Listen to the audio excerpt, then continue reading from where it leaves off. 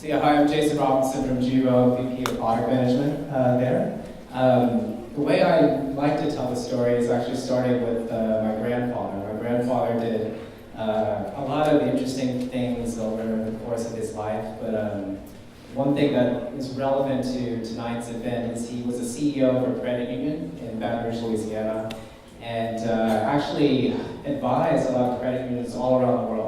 And I vaguely remember this. I was very, very small at the time, but he was inspiring to me in a lot of different ways. But he really did believe that if you give people financial access, you can actually bring about a sustainable societal advancement in change, right?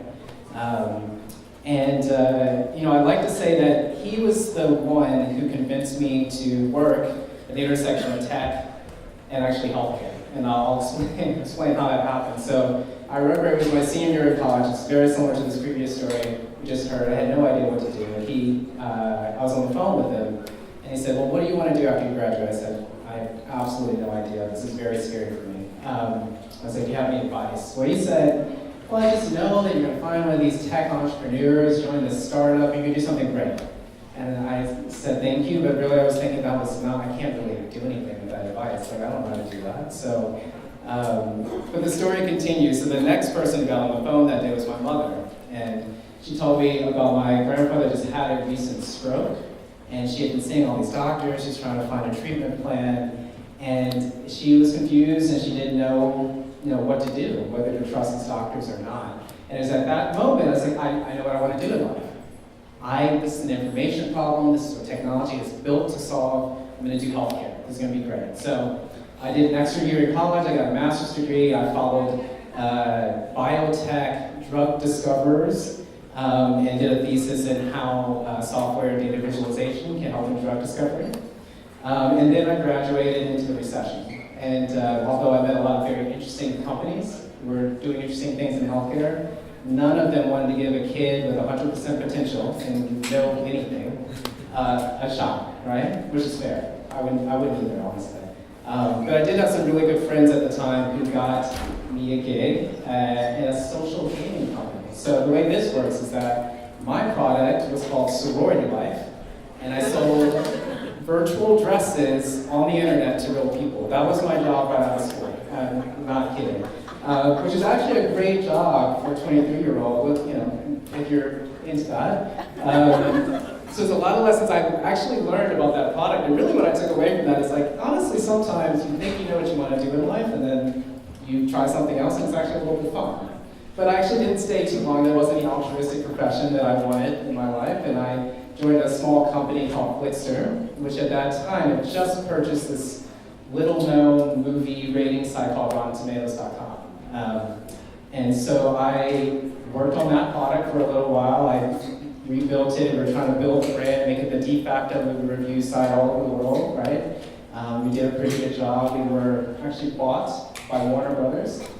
So then my next job was to build a movie streaming site and a movie store and launch this new digital rights management system. So doing healthcare, right? We're saving the world. But as the story goes, there was this company. Three people. I started stalking them. And I realized that what they were building was exactly what my mother and my grandfather needed way back when, right? So I stalked them, They gave me a job. And I sit down, I have my computer. This is exactly what I always wanted to do in life, right? And it took me 2 weeks to realize that this was not the right place for me.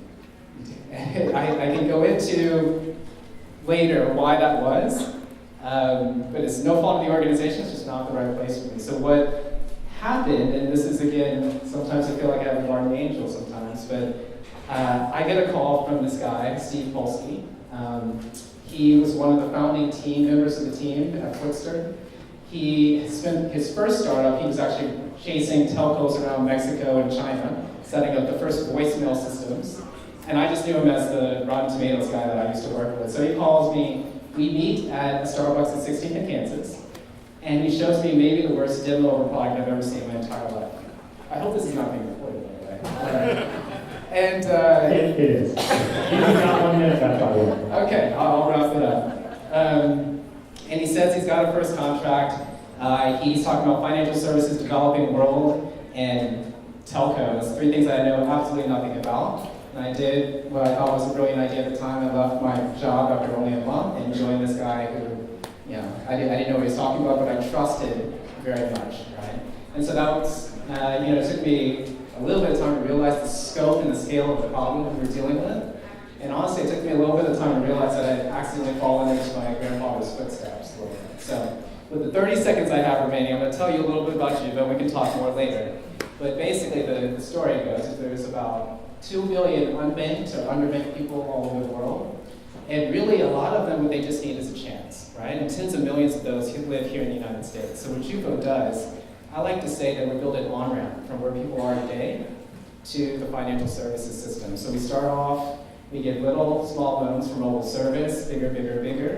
And then we work with our banking partners to give people a chance at access to financial services, right? And we're an international first company, so we work primarily in the developing world. And I'd love to tell you more.